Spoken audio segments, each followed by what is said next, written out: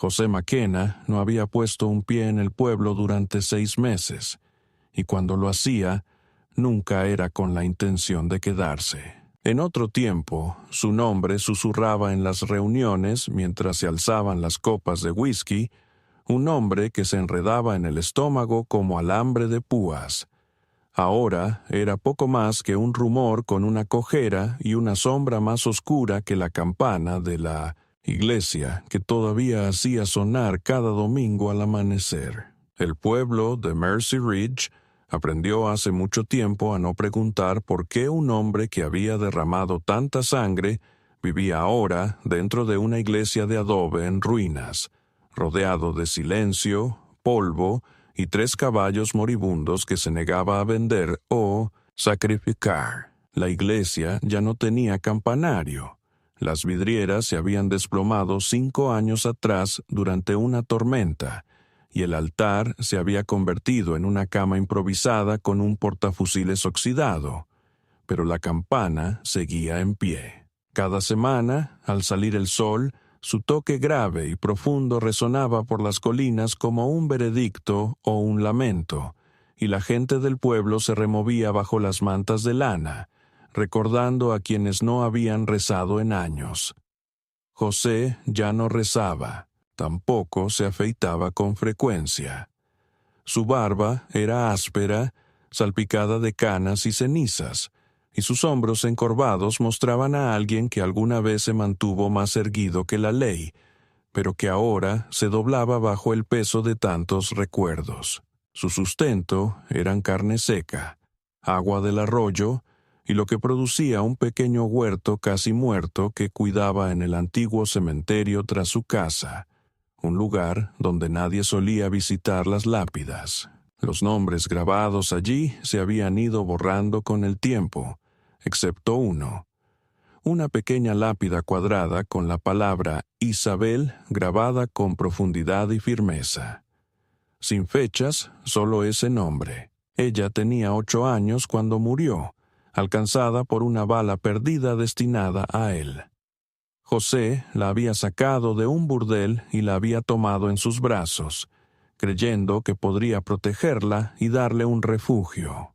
Pero hombres con memorias largas y rifles aún más largos les encontraron en un cañón a 3 millas al este de Abilene, y José entendió que la redención nunca se consigue por completo, solo se paga, una tumba tras otra. En aquel entonces intentó abandonar su pistola.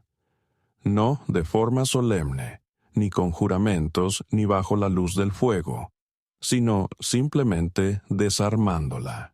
Trozo a trozo desmontó el 44 y lo guardó en una caja metálica bajo las tablas del suelo de la iglesia, justo debajo del banco roto donde ahora tallaba madera por las noches. No lo hacía para vender, sino por la necesidad de tener algo tranquilo que hacer con sus manos.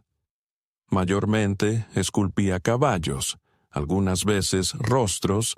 Ninguno se parecía a Isabel, aunque lo intentaba. Cada figura que terminaba la enterraba en el jardín. Una pequeña tumba para una forma que no sangraba, pero le recordaba a quien sí. Ya no respondía al apodo de creador de viudas, aquel que los Pinkerton y los carteles de recompensas habían marcado con tinta. No bebía más, aunque la sed volvía con el calor. Tampoco visitaba tumbas que no hubiera cavado él mismo. Los habitantes de Mercy Ridge aceptaban su presencia como se tolera una ruina silenciosa en las colinas. Los niños eran advertidos de mantenerse lejos de la iglesia. Las mujeres cruzaban la calle al verlo llegar al pueblo y hasta el sheriff, un hombre cansado con un solo ojo bueno y 2 dedos ausentes, no pasaba de una simple inclinación de cabeza. José nunca causaba problemas. Compraba harina una vez al mes, sal, tabaco para intercambiar, medicina cuando la necesitaba. Jamás miraba a nadie a los ojos, salvo para probar si se inmutaban. La mayoría lo hacía. Recordaban las historias. como había matado a 5 hombres en una sola noche por un caballo robado. El duelo en San Marcos, que dejó la sangre filtrándose entre las tablas del salón durante varios días. La vez que recibió una bala en el pulmón y aún así caminó 3 millas para ahorcar al hombre que disparó. Mercy Ridge no lo había olvidado, pero había aprendido que incluso un perro malherido todavía puede morder, y mientras José se mantuviera en sus fantasmas, lo dejaban en paz. Pero lo que nadie veía, la parte que nadie susurraba, era lo que José hacía en esa iglesia cuando caía la noche. Como encendía una sola vela, no para alumbrar sino como un ritual, y leía la misma línea del mismo salmo cada noche sin excepción. Porque has librado mi alma de la muerte, mis ojos de lágrimas y mis pies de caer.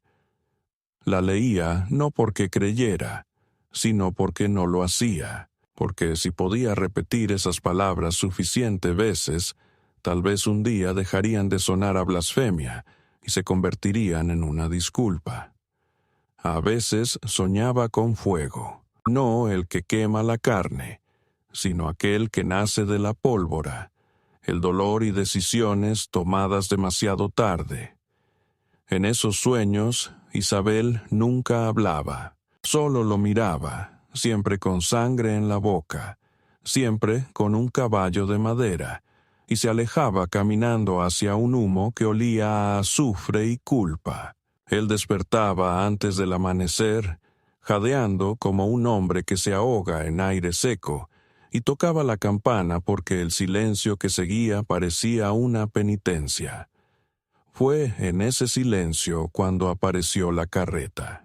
Una máquina destartalada que resollaba, tirada por una mula coja, sus ruedas crujían como huesos antiguos y la lona se agitaba con el fuerte viento. Llegó no con estruendo, sino con un susurro de algo errado, como una nota que desafina. Nadie la vio acercarse, solo la encontraron detenida al borde de la plaza del Pozo, justo después del ocaso. La mula estaba muerta, con la lengua gruesa y seca. Dentro, una mujer yacía semi-inconsciente, los brazos abrazando un bulto envuelto en una tela manchada de alquitrán. Su camisa estaba empapada en sangre. Una mano apretaba el mango de un cuchillo de carnicero. Sus ojos se abrieron una vez, intensos, oscuros y llenos de algo inescrutable, y luego perdió el conocimiento. Se llamó al alguacil. Algunos vecinos se reunieron, murmurando y creando historias al instante. Prostituta de Tucson, presa fugada, esclava escapada. Nadie la tocó. El bulto gimió una vez, un sonido débil y quebradizo, y luego guardó silencio. El cuchillo cayó al suelo.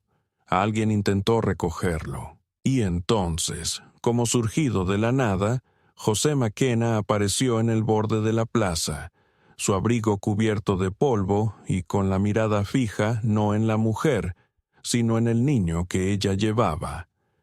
No dijo palabra alguna. Caminó hacia adelante, levantó el bulto con una suavidad inesperada, lo ocultó bajo su abrigo.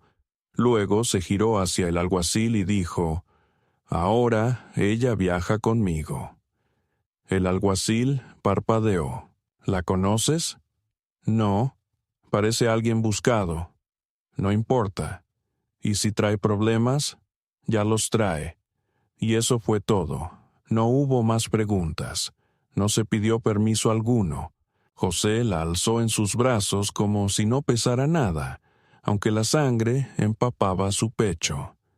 La multitud se abrió como el polvo ante una tormenta. No se detuvo hasta llegar a la iglesia, y cuando la puerta se cerró tras él, no fue solo madera la que selló, sino algo más, algo agudo y definitivo. Dentro, la dejó sobre el altar, ahora más manchado de sangre que santo. El bebé, si es que era un bebé, no volvió a llorar. Solo lo miró fijamente, con los ojos abiertos y la boca entreabierta, como si estuviera analizando los rasgos de su rostro buscando un significado. José no sonrió ni pronunció palabra, pero extendió un dedo calloso. Tocó suavemente la frente del niño y susurró: «No sabes lo que has hecho, ¿verdad?». El viento aumentó su fuerza afuera. La campana se mecía, y en algún lugar bajo las tablas del piso, las piezas de un revólver desmontado permanecían en silencio, esperando. Maeve despertó con el olor a cebo y a madera húmeda por la lluvia, sintiendo el lino pegado a su piel donde la sangre se había secado. Al tomar su primer respiro, este fue superficial y le quemó la garganta. El segundo quedó atrapado cuando intentó incorporarse y pudo notar que sus costillas estaban atadas y su brazo derecho vendado con algo que olía a whisky y a plegarias antiguas. El techo sobre ella era un yeso que se desmoronaba, y el aire traía un débil eco de una campana que hacía mucho tiempo dejó de sonar. No era un hospital ni una cárcel. Seguía viva, lo que significaba que el hombre que la había alejado de la multitud no le había cortado la garganta mientras dormía. No sabía si eso era por imprudencia o por compasión. Volvió la cabeza y vio al niño, envuelto, aún respirando, encogido como un signo de interrogación sobre un lecho de mantas de caballo junto a una estufa de carbón. La habitación era medio santuario, medio ruina, un crucifijo de madera apoyado contra la pared, agrietado pero en pie. Velas consumiéndose en estantes dispares. Un rifle desmontado descansaba en un banco lejano, con sus partes limpias y cuidadosamente envueltas en tela engrasada. Y detrás de todo, sentado en una silla de madera inmóvil como un hueso, estaba el hombre. No se había afeitado. Todavía llevaba puesto su abrigo. Sus manos estaban cruzadas, con los dedos oscuros por el hollín y cicatrices antiguas. Sus ojos, cuando encontraron los de ella, no mostraban ni calidez ni frialdad. Simplemente observaban como si catalogaran su respiración, la tensión en sus hombros, el rizo en sus dedos mientras se acercaban al cuchillo que ya no tenía. No habló, tampoco ella, pero en el silencio se extendía algo tenso, algo auténtico. Finalmente, ella se movió, apretó los dientes y dijo: «No sé tu nombre». «No preguntaste antes», replicó él. «Ahora sí». Él no se movió. «McKenna». Ella miró al niño y luego volvió la vista a él. «¿No vas a preguntar el mío? Espero que si sigues respirando, tú lo digas». Pasó un instante. «Maeve».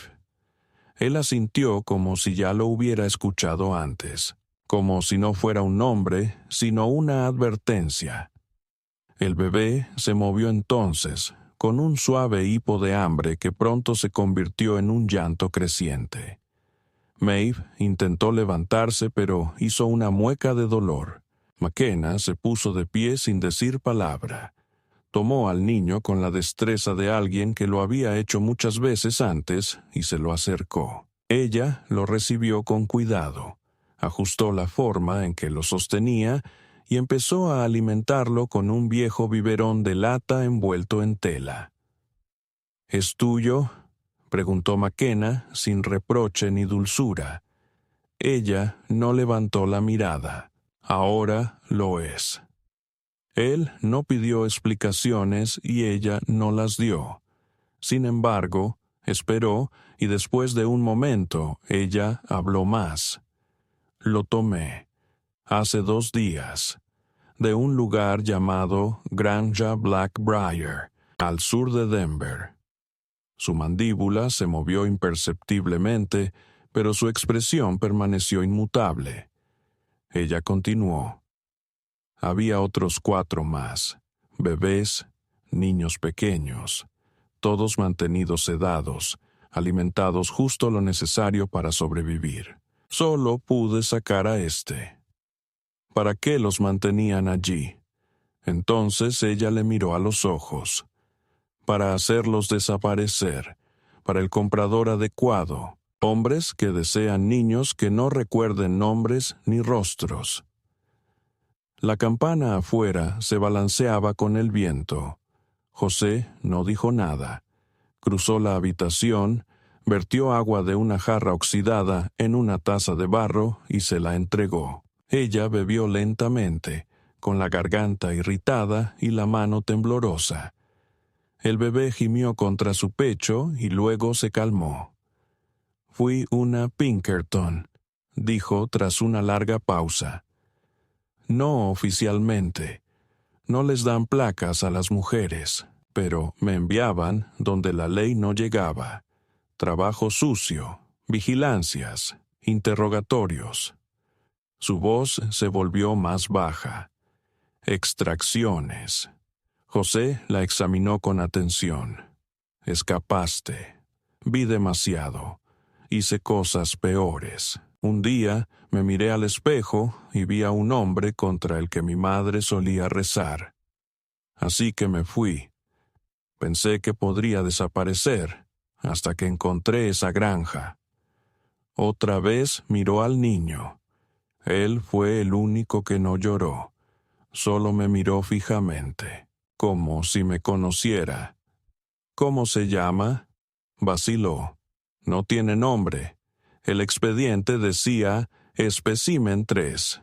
José exhaló por la nariz. «Eso no es un nombre». «No, no lo es». Ajustó al niño en sus brazos. Pensé que si le daba uno, sería como robar algo, como ponerle nombre a un fantasma. «No estás equivocada». Afuera, la lluvia comenzó a intensificarse, golpeando el techo de la iglesia con un ritmo irregular. Dentro, el silencio se volvió más espeso. «He podido irme», dijo finalmente. «Me habré ido para la mañana». «No lograrás pasar la montaña en tu estado». «Lo lograré». «Sangras por dentro», dijo él. «He visto los signos». Ella no respondió. «Vas a morir», añadió, «y el niño morirá de hambre o algo peor».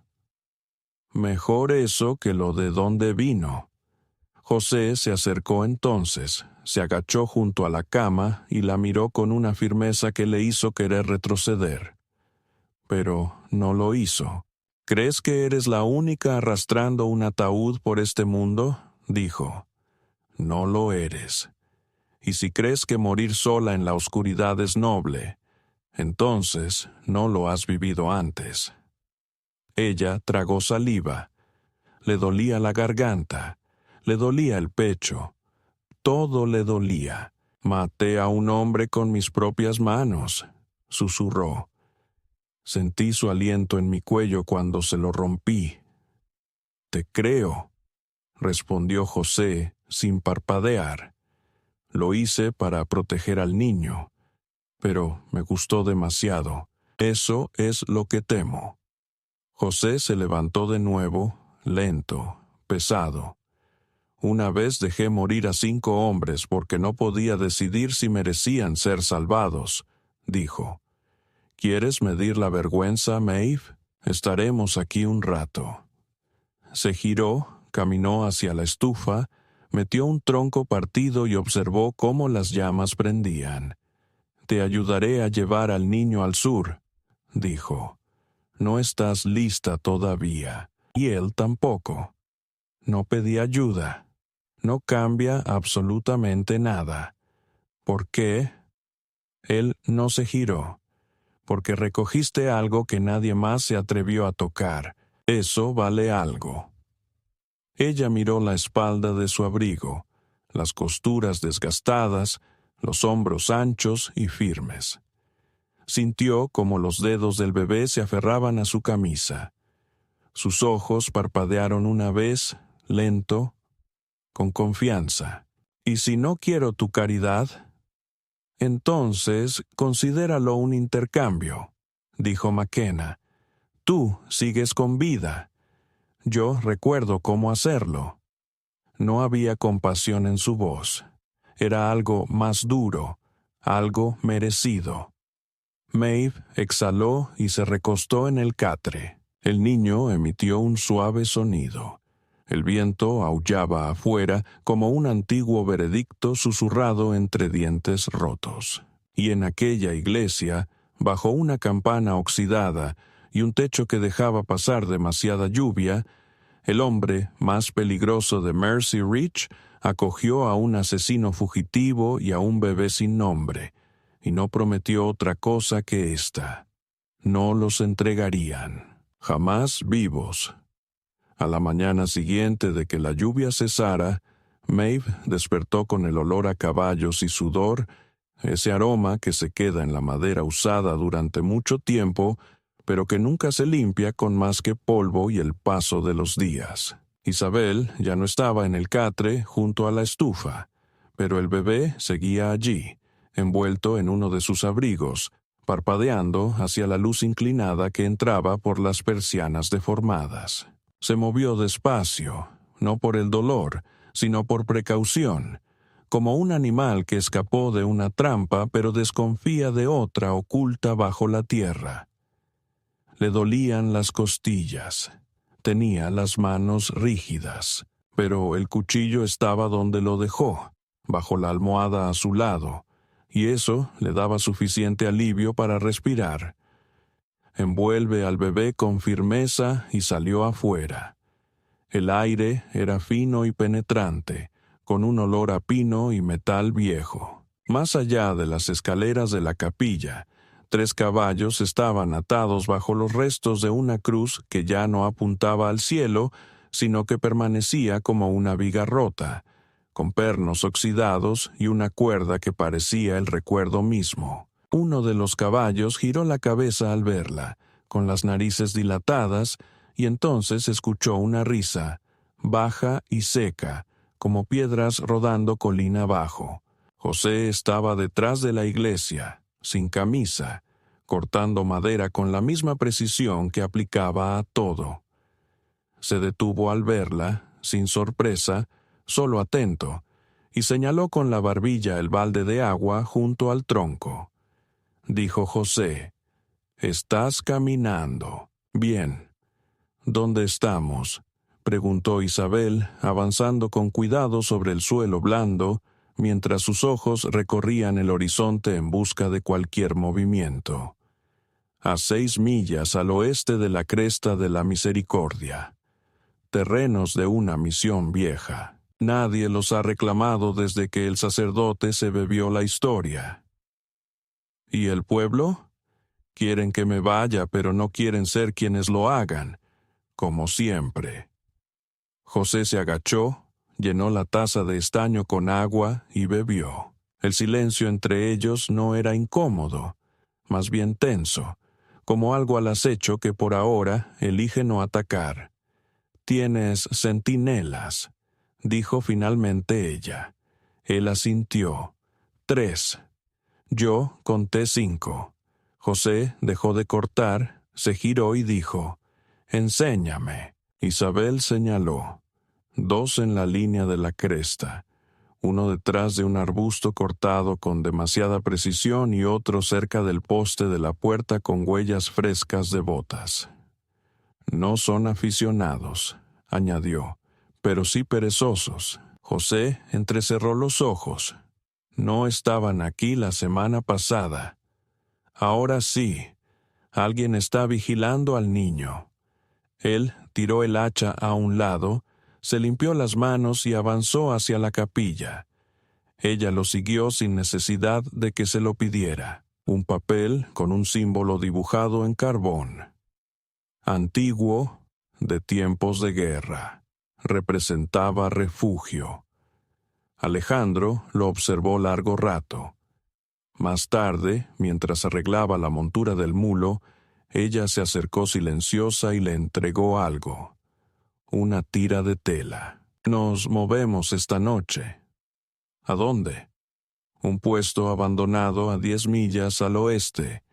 Sin camino de acceso, nadie buscará allí.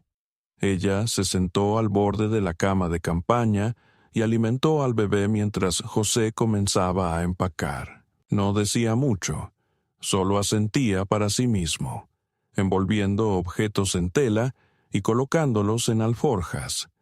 Cada movimiento era preciso.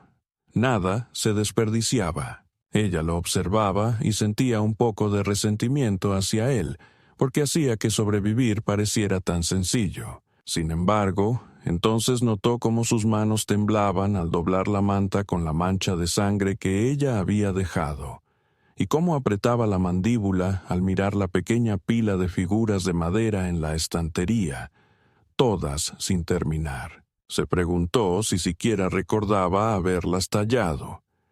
Partieron al anochecer. José llevaba al niño en un portabebés cruzado en el pecho, y Maeve iba montada detrás de él en el mismo caballo, con las piernas apenas lo suficientemente fuertes para agarrarse, y los dedos agarrados al cinturón no por cercanía sino para no caer. El viento aullaba sobre las llanuras, y en algún lugar detrás de ellos juró escuchar un ladrido de perro, seco. Luego el silencio. No hablaron durante horas, cabalgando en la oscuridad, rota solo por el tenue brillo de la luna sobre las piedras. El puesto avanzado estaba tan destrozado como él había anunciado. Una antigua estación de caballería medio enterrada en polvo, con paredes rotas y el techo hundido en 2 sitios, aunque la bodega permanecía intacta. Allí acamparon, en silencio y lo más bajo posible. José cavó una zanja para el humo, cocinó carne seca y frijoles sin llamar la atención y no hizo fuego que pudiera verse desde la cima de la colina. La niña dormía en los brazos de Isabel, con el rostro pegado a su pecho, y por un momento ella se permitió creer en la pausa. No era seguridad ni paz, solo un respiro. Pero esa tregua no duró. Justo antes del amanecer lo escuchó, el crujir de pasos sobre ellos, lentos y pesados. No era un explorador ni un vagabundo, era alguien con un propósito fijo. Ella estaba de pie antes que el hombre llegara a las escaleras, el cuchillo en mano, la vista adaptada a la oscuridad. José no estaba lejos, la pistola lista, callado como una sombra. El hombre apareció en la cima de las escaleras, rifle colgado despreocupadamente sobre el hombro, con un abrigo largo cubierto por el polvo del camino. Sonrió al verlos. «Pensé que los encontraría aquí», dijo con voz como aceite sobre acero. Isabel apretó la mandíbula. «Greaves. Vaya. Todavía recuerdas», dijo él dando un paso lento hacia abajo. «Pinkerton todavía te enseña a matar o solo a correr estos días». José alzó la pistola. «El próximo paso será el último». Greaves lo miró con ojos penetrantes. «Debe ser el tirador. Depende quién pregunte. Alguien que quiere al niño vivo. La chica puede quedarse contigo. Puedes llevarla al sur, al oeste o donde sea. No me importa en absoluto. Pero el niño viene conmigo». «No», dijo Maeve. Greaves suspiró. «Pensé que eras más lista. Esto no es algo personal, Maeve». «Ahora sí lo es». McKenna disparó.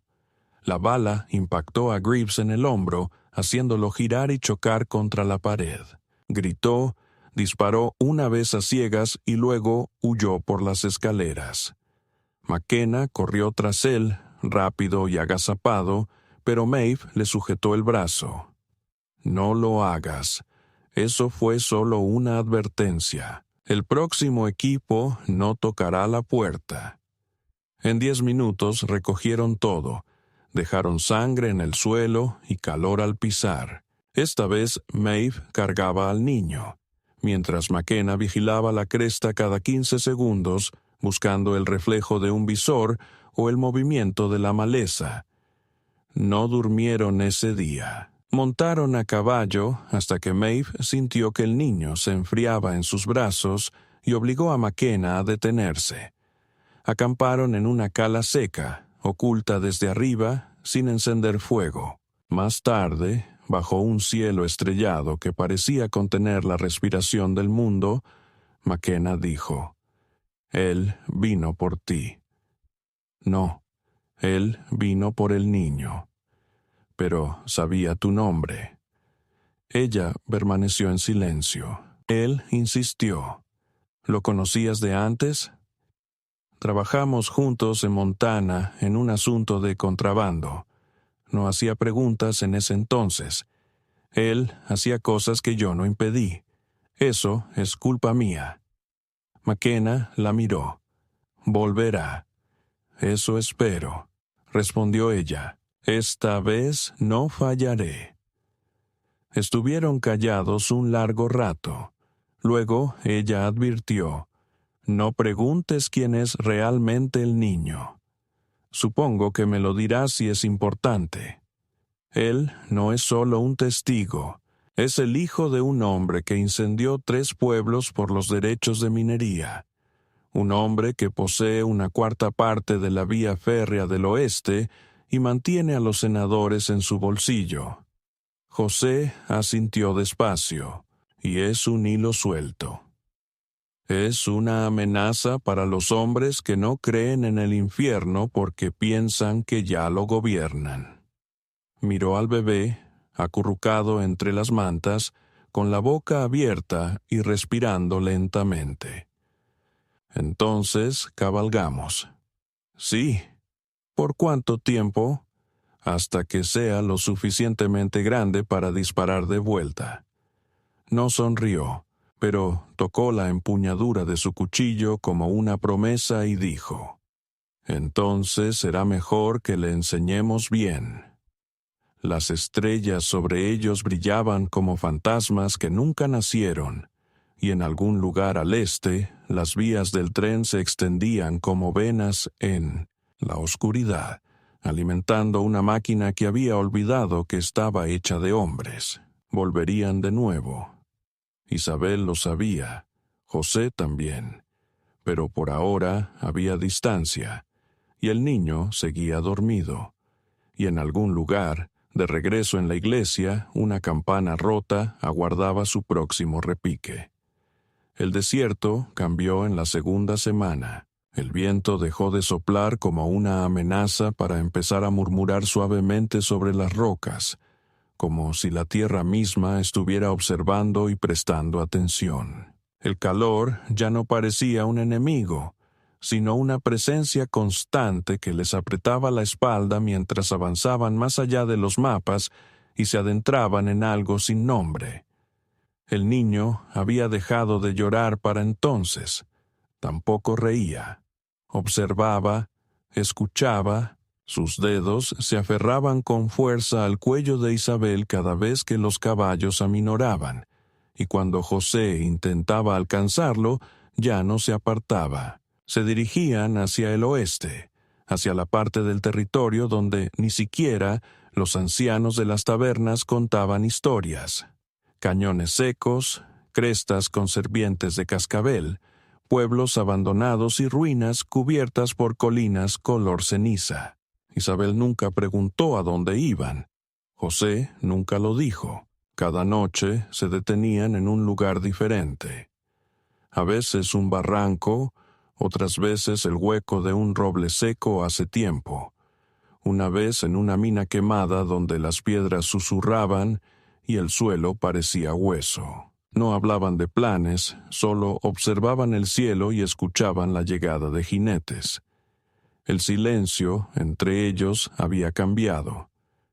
Ya no parecía tensión.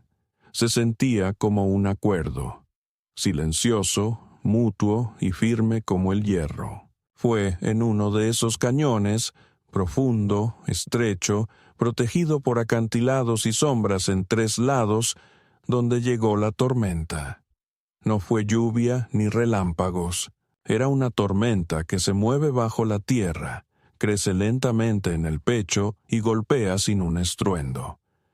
Comenzó cuando José vio humo a lo lejos, demasiado delgado para una fogata, pero demasiado ancho para una chimenea. Al principio no dijo nada, solo entrecerró los ojos y cambió de rumbo. Isabel lo siguió sin cuestionar. Cabalgaron rápido, con el bebé entre ellos en una bandolera contra su pecho, y al llegar a la cima de la última cresta, vieron lo que quedaba de una caravana. 4 carretas estaban en llamas. La quinta estaba volcada. No había caballos, tampoco cadáveres, solo sangre.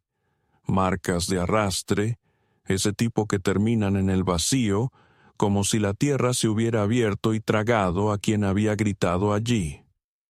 Isabel fue la primera en desmontar. Se movía con la calma de quien ha visto esto antes. No lloró ni jadeó. Se agachó junto a la segunda carreta y tocó el borde ennegrecido de la rueda. Luego siguió las marcas hacia la maleza. José permaneció al borde del claro, con el rifle cruzado en la espalda, su rostro inexpresivo. Preguntó, ¿asaltantes? Ella negó con la cabeza. Demasiado limpio. Él la observó fijamente y dijo, ¿sabes lo que es esto? Ella respondió, sí. No insistió más. La vio encontrar lo que esperaba, una estaca de hierro clavada profundamente en el suelo, oxidada. Quedaba una cadena aún suelta, arrancada de su lugar. Isabel explicó, esto fue una transferencia, no de suministros, de personas. José miró las cenizas y luego a ella y preguntó, ¿niños? Ella asintió una vez. Esa noche acamparon cerca, no por seguridad, sino por necesidad. Los caballos estaban exhaustos y el niño requería descanso. Isabel lo alimentaba a la luz del fuego mientras McKenna se sentaba un poco apartado, tallando algo en un pedazo plano de madera arrastrada con su cuchillo. No había hablado en horas. Ella lo observaba fijamente a través de la llama. Una vez vi a una niña, dijo con voz baja. En aquella época trabajaba para ellos. La mantenían en un sótano debajo de un almacén en San Pedro. Había quedado ciega por la oscuridad. Sus manos estaban desgastadas de arañar las paredes. Solía cantar algo suave en un idioma que no comprendía. Cantaba mientras cargaban a los demás. McKenna alzó la mirada, sus manos se detuvieron. Volví por ella cuando renuncié. Continuó Isabel. Ya no estaba, solo un collar, de latón, sin nombre. El fuego chisporroteaba entre ellos. A veces la escucho, dijo Isabel, en sueños. Esa voz no cesa. McKenna asintió despacio. Yo también escucho la mía. No necesitaron decir más. La noche estaba llena de lo que callaban. Al amanecer, enterraron lo que encontraron. Huesos pequeños dispersos cerca del cauce seco del río. Demasiado livianos para ciervos, demasiado diminutos para nada que no fuera la verdad.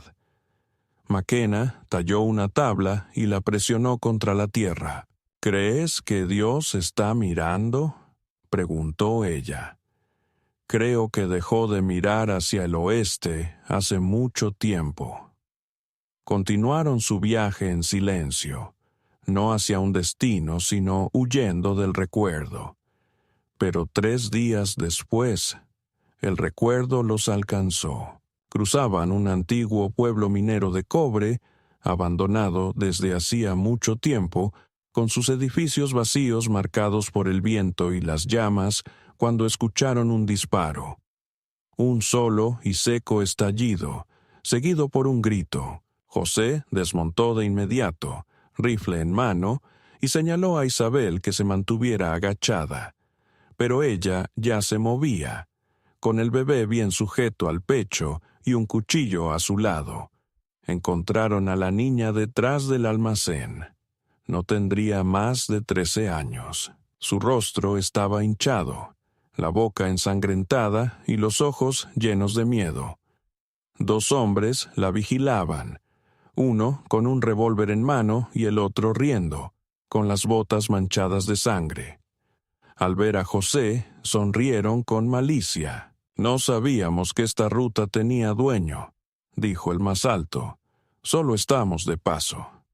«Se acabó para ustedes», respondió José con voz firme.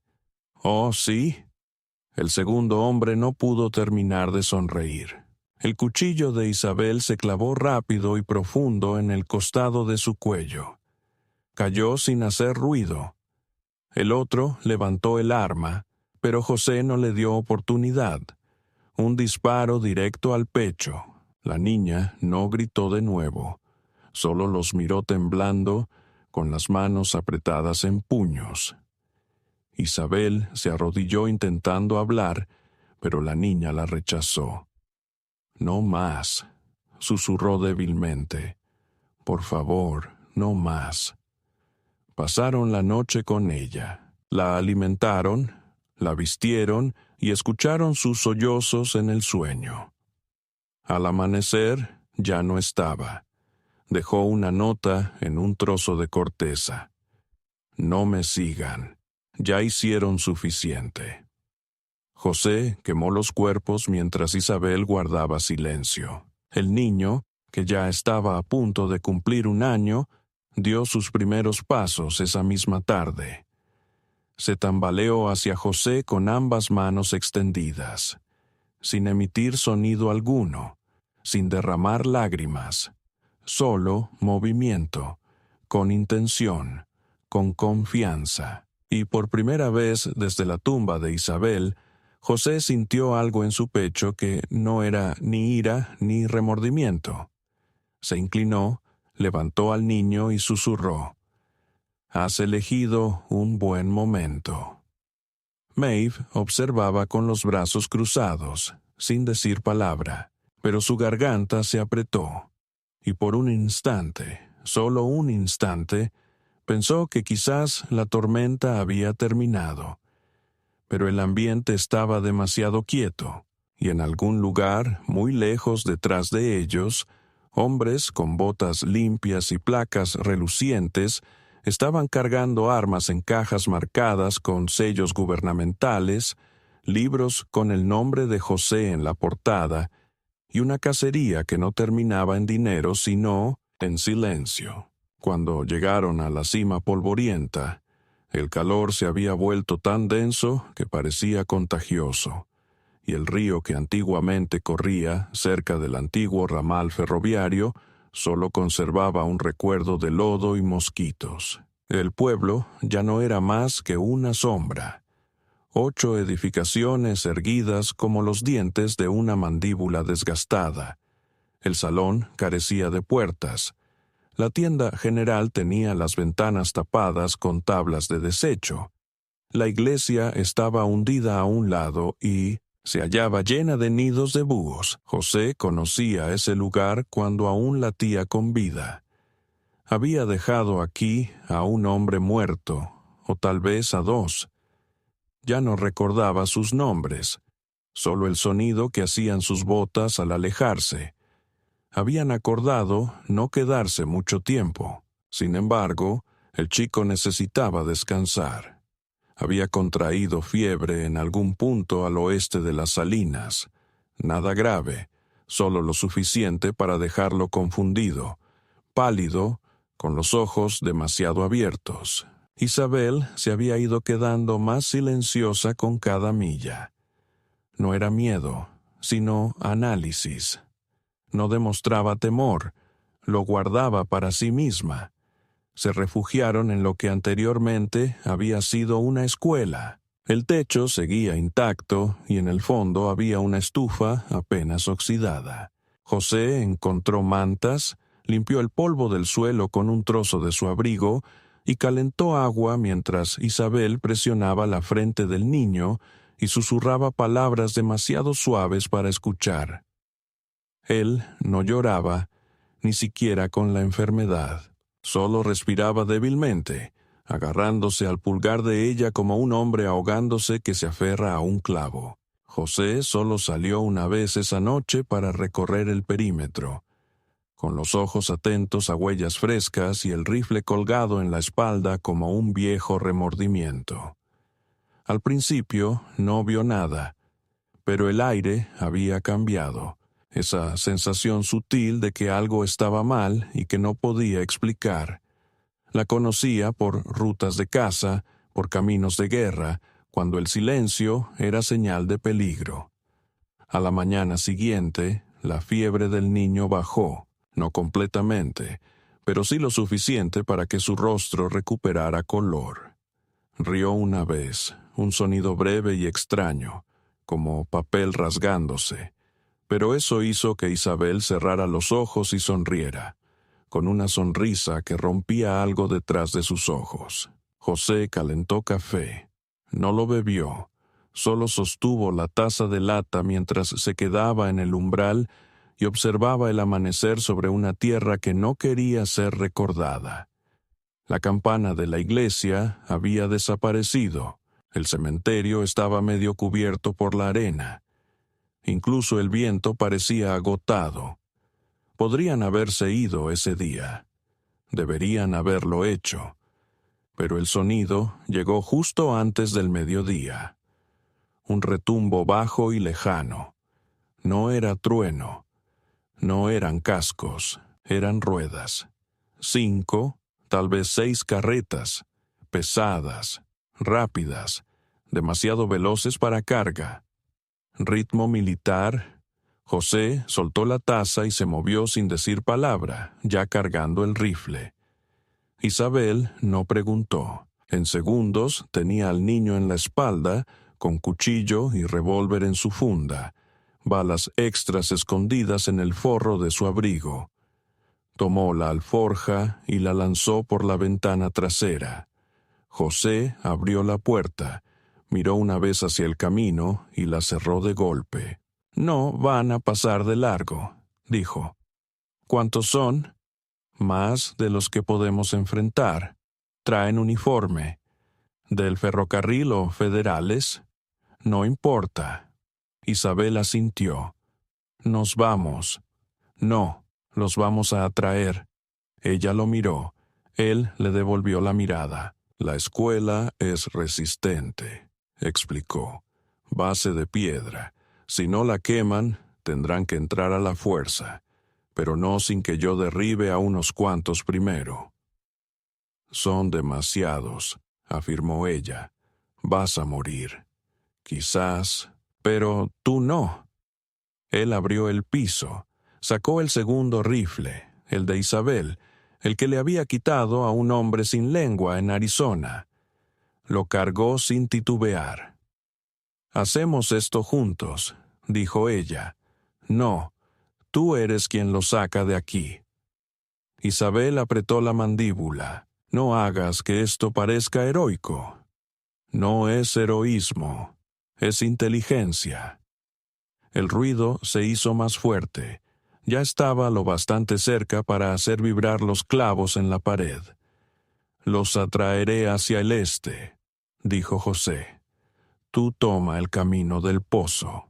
Cabalga hasta llegar a las planicies de cobre.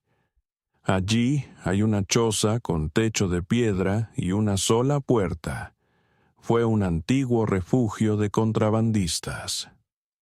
«¿Y después qué?», preguntó Isabel. «Si no aparezco en 2 días, sigues avanzando», respondió él. «¿Y si te encuentran?»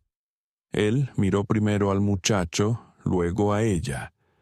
«Entonces no dejes que lo encuentren a él». Besó la frente del niño, rozó la mano de Maeve por un instante y salió al exterior. Ella no lo observó partir. Ella corrió. Llegaron en oleadas, uniformes sin nombres, armas sin insignias, hombres pagados en monedas que nunca pasaron por bancos. Contaban con equipo de reconocimiento, fusiles repetidores, rifles de cerrojo, incluso una ametralladora Gatling montada sobre rieles y arrastrada por un carro. José observaba desde el campanario de la vieja iglesia, respiración calmada, rifle apoyado en la rodilla. Disparaba solo una vez cada minuto, preciso y calculado.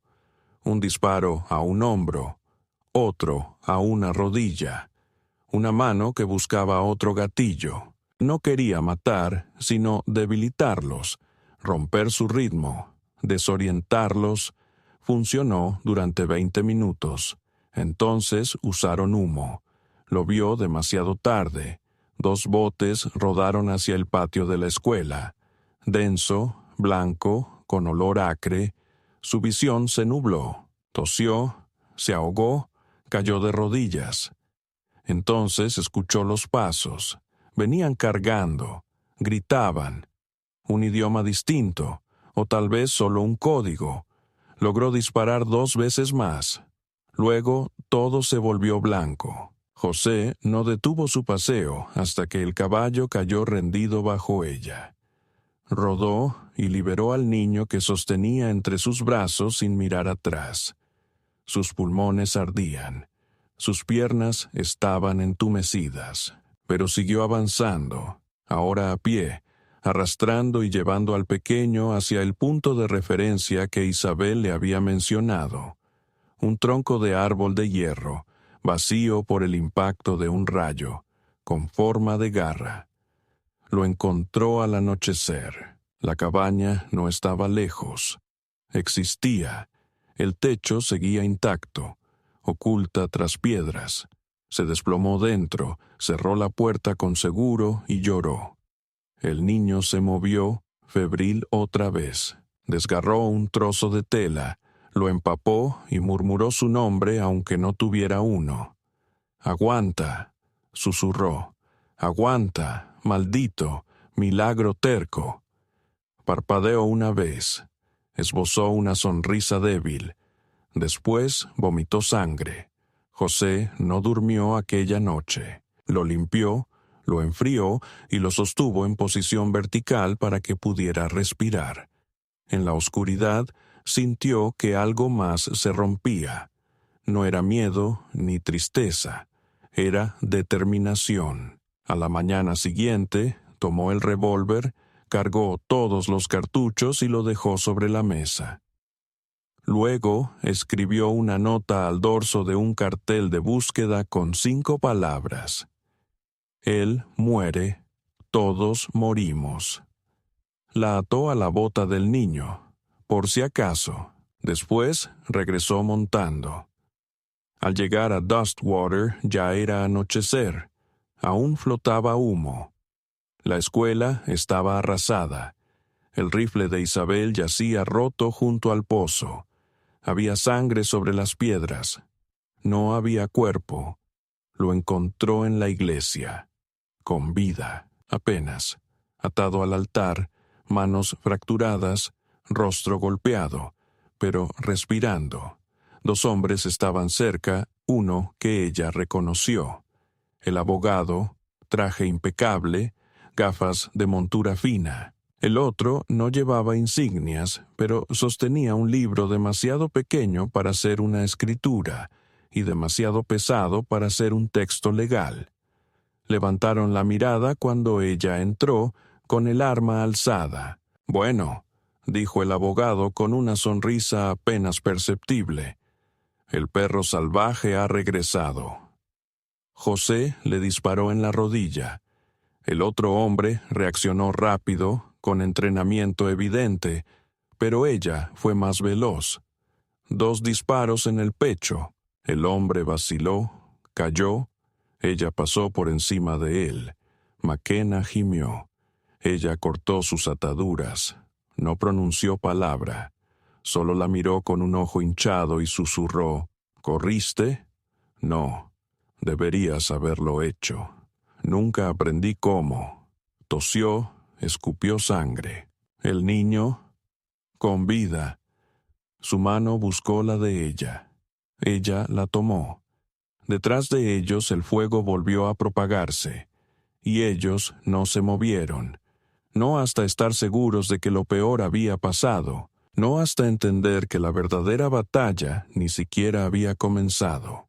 Llegaron al caer el crepúsculo, cuando el cielo del desierto adquiría el tono de antiguas heridas, y el viento comenzaba a susurrar los nombres de aquellos hombres que nunca regresaron a casa. Isabel había pasado la tarde caminando de un lado a otro en el escondite de piedra antiguo, el niño en silencio durante su sueño, con fiebre ya vencida, aunque su respiración seguía siendo superficial. Cada inhalación sonaba como una moneda cayendo en el silencio. José no había regresado. Habían pasado 2 días. No siendo alguien que desperdiciara tiempo en esperanzas vacías, Isabel había empezado a prepararse para lo peor desde la primera noche. Limpió su rifle, revisó la munición restante, coció tiras de carne seca hasta lograr una textura suave para que el niño pudiera masticarla, y reorganizó cada objeto en la cabaña 3 veces para asegurarse de poder encontrar cualquier cosa a ciegas. En sí, la oscuridad, si hacía falta. Sin embargo, dejó la linterna apagada. Cuanto menos los vieran, mejor. Pero ahora, a medida que la luz se desvanecía y el sonido llegaba, primero lejano, cascos marcando un ritmo, seguido por el leve quejido de los ejes de un carrito y un tintineo metálico que indicaba armas encerradas en cajas, ella se quedó paralizada, junto a la ventana estrecha, con la mano apoyada en el marco, los dedos presionando con fuerza la piedra como si pudiera detener la tormenta, que se aproximaba solo con la fuerza de su voluntad. Contó los caballos por el destello de polvo en el horizonte. 5, no, 6 jinetes, y una figura más grande detrás de ellos. Un transporte ancho, cubierto, tirado por 4 mulas. No se trataba de un escuadrón de ejecución, era una extracción, limpia, preparada, oficial. Ya no la cazaban a ella, venían a borrar todo. No tuvo tiempo para mover a McKenna, ni siquiera sabía si estaba vivo. Lo había dejado sangrando en Dustwater, apenas capaz de sostener un arma, y ahora la gente que bajaba por esa ladera era del tipo que terminaba el trabajo, que lo hacía ver ordenado. Gobierno, sector privado, hombres del ferrocarril con placas forjadas en humo y tinta, lealtad comprada y sin supervisión pública. No conocía sus nombres, pero reconocía el silencio que dejaban atrás. Volvió a revisar su arma. Luego se acercó al muchacho, lo envolvió en tela, besó su frente y lo deslizó con cuidado dentro de la bodega debajo del suelo. Él gimió, pero no lloró. Ella le había enseñado eso, le había enseñado a callar incluso antes de que pronunciara una palabra. Volvió a colocar la tabla, la cubrió con una alfombra y se recostó contra la pared, el rifle apoyado sobre sus rodillas, el cuerpo rígido pero la respiración tranquila. Cuando vinieran, estaría preparada. Llegaron al anochecer. No intentaron ser sigilosos. Eso le dijo todo. El primer hombre que entró llevaba un abrigo gris plano y llevaba una pistola aún templada por el aceite. Levantó la mano al verla, palma abierta, gesto amistoso, de esos que usan quienes nunca lo han merecido. Maeve Kavanagh, dijo, voz suave, educada, ensayada. Supongo que sabe por qué estamos aquí. Ella no respondió, no se movió. Él entró un poco más en la habitación, indicó a los hombres que estaban afuera, y ellos se quedaron en sus posiciones. Tiene algo que no le pertenece. Hemos venido a recuperarlo. Nadie tiene que salir lastimado. Ella inclinó la cabeza, apenas un poco. Él no es una carga. El hombre suspiró. Se quitó el sombrero y lo colocó cuidadosamente sobre la mesa como si tuviera la intención de quedarse un rato. Eres una mujer capaz. Has evadido a todos los equipos que enviamos. Incluso heriste a uno de los mejores. No eres común. Eso lo reconozco. Pero esto es algo más grande que tú. Ese niño representa un problema para hombres que no toleran asuntos pendientes. He matado a hombres que lo llamaron así, dijo ella en voz baja. Y hemos enterrado a mujeres que pensaron que el sentimiento era su protección, replicó él. ¿Quieres morir aquí? Está bien, pero no te llevarás a ese niño contigo. En ese instante entró el segundo hombre, alto, con cicatrices, ojos fríos. Ella lo reconoció. Ya no llevaba placa, pero la había tenido alguna vez.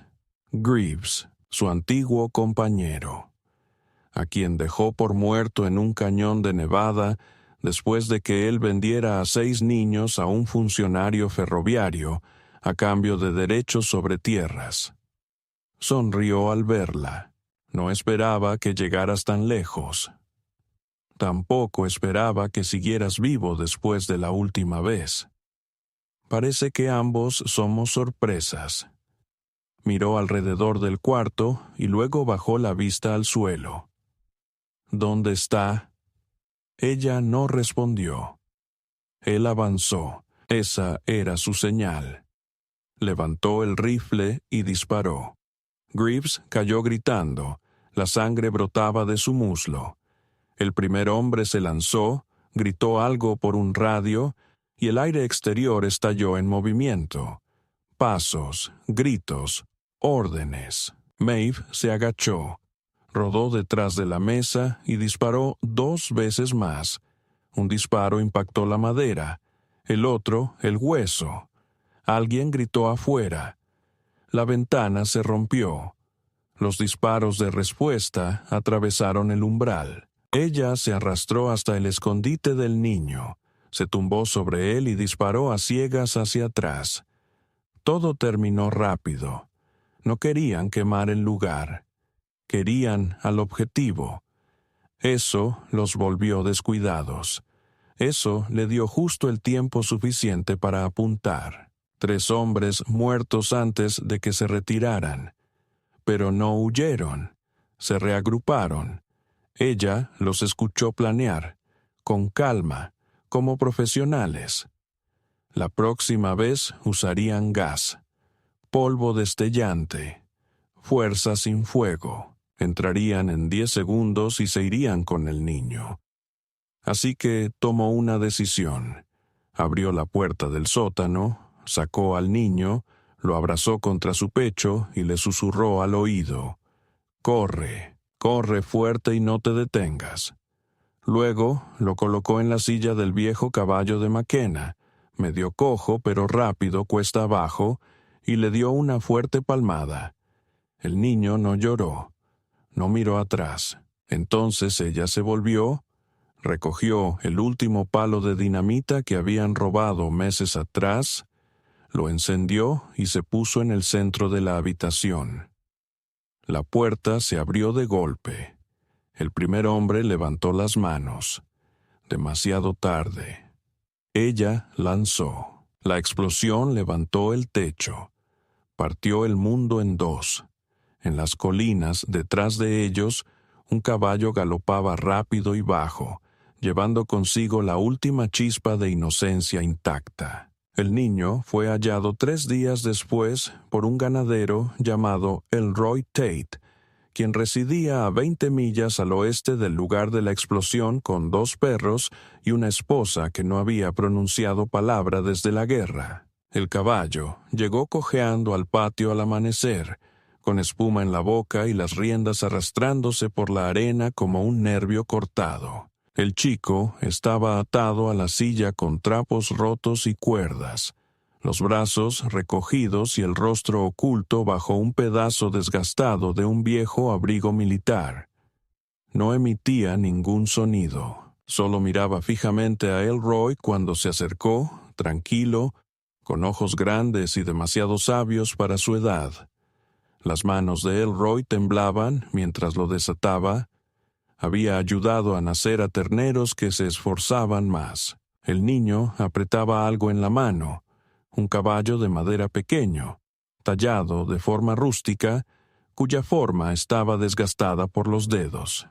Lo acogieron, lo alimentaron, lo vistieron, lo envolvieron en mantas limpias y rezaron sin pedir a quién. Cuando llegaron los primeros oficiales, hombres con abrigos impecables, credenciales vagas y voces suaves, Elroy no dijo nada. Afirmó que había encontrado un ternero en las colinas y que no sabía cómo era un niño. Los hombres revisaron la casa, el granero y el cobertizo. No encontraron el sótano. Nunca volvieron a ver al caballo. Se marcharon, insatisfechos pero limitados por una línea que no podían cruzar sin documentos que nunca llegarían. Y así el niño permaneció. No pronunció palabra durante semanas, pero escuchaba, observaba con atención y poco a poco, con el paso del tiempo, empezó a ayudar. Primero con las cabras, luego con la cerca, después con el libro donde Elroy registraba los envíos del tren de suministros que pasaba una vez al mes. Aprendió a reparar objetos, cuero, alambres, corazones rotos.